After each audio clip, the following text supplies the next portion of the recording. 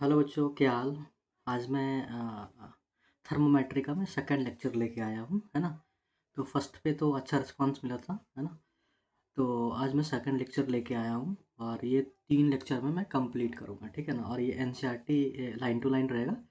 आप एनसीईआरटी इसके पढ़ने के बाद आप एनसीईआरटी पढ़ लेना, तो वो बिल्कुल आपको ईजी लगेगा, ठीक है। तो प्रारंभ में चलो फिर है ना स्टार्ट करते हैं। प्रारंभ में बॉडी मापने के लिए बॉडी का जो तापमान है ना उसको मेजर करने के लिए हम क्या करते थे, मरकरी थर्मामीटर का यूज करते थे।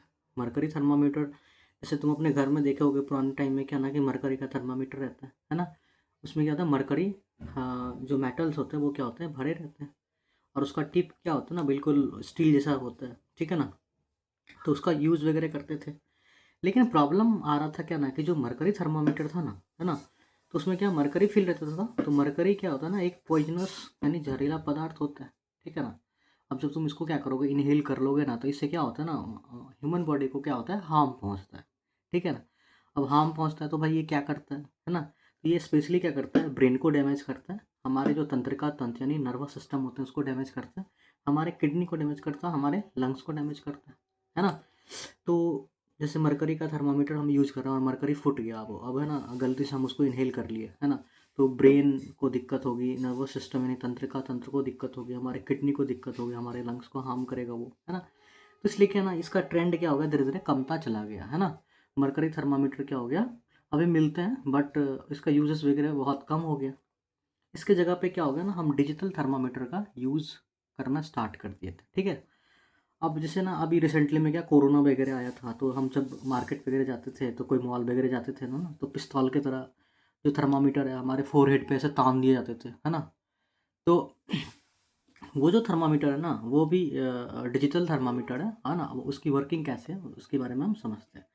तो कोरोना के समय में जो तापमान मापने के लिए थर्मामीटर का सबसे ज़्यादा यूज करते थे, उसको हम क्या बोलते हैं, इंफ्रारेड थर्मामीटर कहते हैं, है ना। अब ये इंफ्रारेड थर्मामीटर है ना, इसे आमतौर पर क्या बोलते हैं, थर्मा टेम्परेचर गन कहते हैं, या फिर थर्मल स्कैनर भी कहते हैं, ठीक है, भी कहा जाता है। यह बिना छुए फोरहेड का टेम्परेचर मेजर करता है ना। तो ये जो टेम्परेचर गन होते हैं या फिर थर्मल स्कैनर होते हैं ना, तो दूर से ही क्या करोगे ना, अगर तुम्हारे फोरहेड पे हम दिखाए, है ना, तो ये दूर से ही क्या करता है ना, टेम्परेचर को डिटेक्ट कर लेता है ना। और ये जो है ना इंफ्रारेड थर्मामीटर, इंफ्रारेड रे की मदद से क्या होता है, काम करता है। वैसे मान लो बहुत सारे रे होते हैं, गामा रे होता है, एक्सरे होता है ना, इंफ्रारेड होता है। तो ये जो इंफ्रारेड थर्मामीटर होता है ये इंफ्रारेड रे की मदद से क्या होता है, काम करता है। अब इसकी वर्किंग प्रिंसिपल थोड़ा हम देख लेते हैं, क्यों एनसीईआरटी में थोड़ा दे रखा है, तो इसके बारे में डिस्कस करना बहुत ज़रूरी है ना। अब इसकी वर्किंग क्या होती है, जैसे मान लो क्या कि हम है, हमारा जैसे ह्यूमन ह्यूमन बॉडी है। तो ह्यूमन बॉडी क्या करता है ना, कि उसके सराउंडिंग में क्या होता है ना, थोड़ा थोड़ा हीट क्या करता है, वो रिलीज करता रहता है ना। तो कोई भी वस्तु होती है ना, दुनिया का कोई भी वस्तु है ना, वो क्या करेगा, थोड़ा थोड़ा हीट रिलीज करता ही रहता है। तो हर वस्तु क्या होता है, थोड़ा हीट रिलीज करता है ना।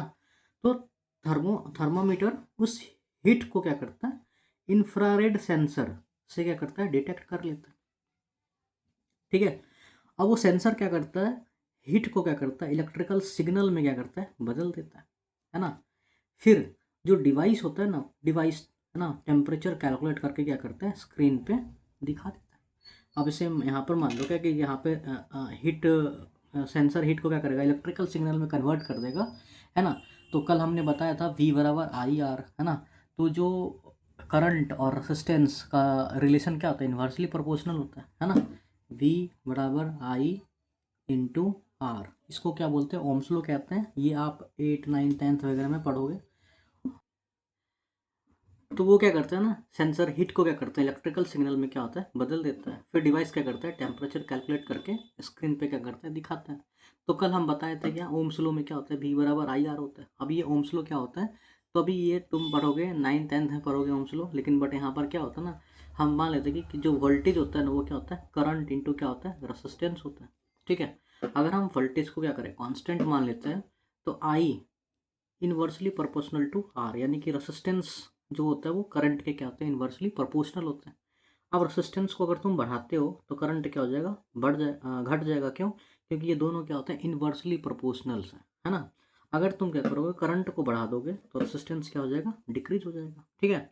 तो यहाँ पर जो सेंसर क्या करता है, हीट को इलेक्ट्रिकल सिग्नल में बदलता है। अब क्या होता है ना, जैसे करंट है तो उसमें फ्लक्चुएशन आया गया, क्यों? क्योंकि उसका रेजिस्टेंस हमने बढ़ा दिया, है ना?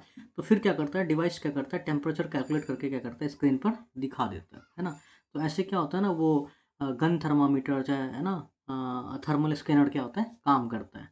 तो एनसीईआरटी पूछती क्या है, बिना छुए हुए हम बता सकते हैं कि, है ना, इसकी बॉडी में, है ना, टेम्परेचर वगैरह कितना है? तो बिल्कुल बता सकते हैं। हम क्या करेंगे यहाँ पे इंफ्रारेड, यहाँ पे क्या करेंगे हम गन थर्मामीटर का यूज़ कर लेंगे, है ना, टेम्परेचर गन या फिर, है ना, थर्मल स्कैनर का हम यूज़ कर लेंगे। ओके, अब आगे की बातें करते हैं।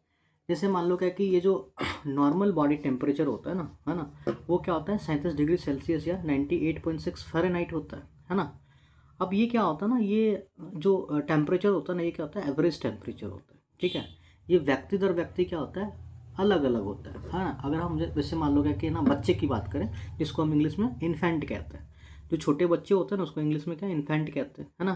का बॉडी टेम्परेचर क्या होता है थोड़ा ज़्यादा होता है। भाई क्यों ज़्यादा होता है ना, क्योंकि उसका क्या होता है मेटाबॉलिज्म फास्ट होता है। अब ये मेटाबॉलिज्म क्या होता है, जैसे मान लो क्या कि, है ना, वो रिस्पिरेशन कर रहा है, सांस ले रहा है, उसके ना शरीर में क्या हो रहा है ब्लड का सर्कुलेशन हो रहा है ना। तो ये सब चीज़ क्या होता है ना, सबको अगर जोड़ दिया जाए ना तो उसको हम क्या बोलते हैं मेटाबॉलिज्म कहते हैं। तो उसका क्या होता है ना, देखना कि हार्ट बीट भी क्या होता है तेज होता है ना। उसके बाद क्या होता है ना, जो सांस लेते हैं ना, तो उसका भी क्या होता है ना, वो काफ़ी फास्ट होता है। सांस लेने का भी जो प्रक्रिया वगैरह होता है वो काफ़ी क्या होता है फास्ट वगैरह होता है, जिसको क्या बोलते हैं इंस्पिरेशंस वगैरह बोलते हैं ना। ये सब क्या होता है फास्ट होता है। उसका बॉडी तेज़ी से क्या होता है ग्रोथ करता है ना। हीट कंट्रोल सिस्टम क्या होता है उसके अंदर पूरी तरह डेवलप नहीं होता है, ठीक है।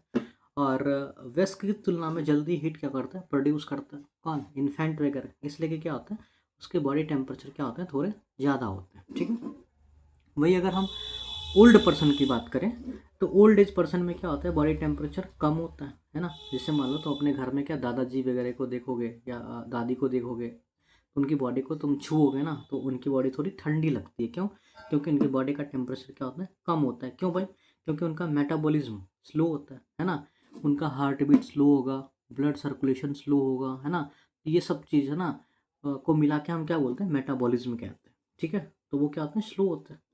बॉडी कम हीट क्या करते हैं प्रोड्यूस करते हैं, तो उनको ठंडा भी क्या होता है बहुत ज़्यादा लगता है ना। तो ठंडे के टाइम में क्या होता है 2-3 स्वेटर वगैरह पहन के निकलते हैं बाहर। ब्लड सर्कुलेशन भी क्या होता है धीमा हो जाता है, ठीक है। और टेम्परेचर कंट्रोल सिस्टम क्या होता है कमज़ोर पड़ जाता है, जिस कारण से क्या होता है ना प्रॉपर टेम्परेचर को मेंटेन नहीं कर पाते हैं। इस कारण से उनका टेम्परेचर क्या होता है कम होता है, ठीक है। चलो फिर अगला है ना नेक्स्ट वीडियो आएगा स्केल, टेम्परेचर के जो है ना स्केल वगैरह होते हैं, है ना। तो वो हम नेक्स्ट वीडियो में पढ़ेंगे। आज के लिए इतना ही, थैंक यू।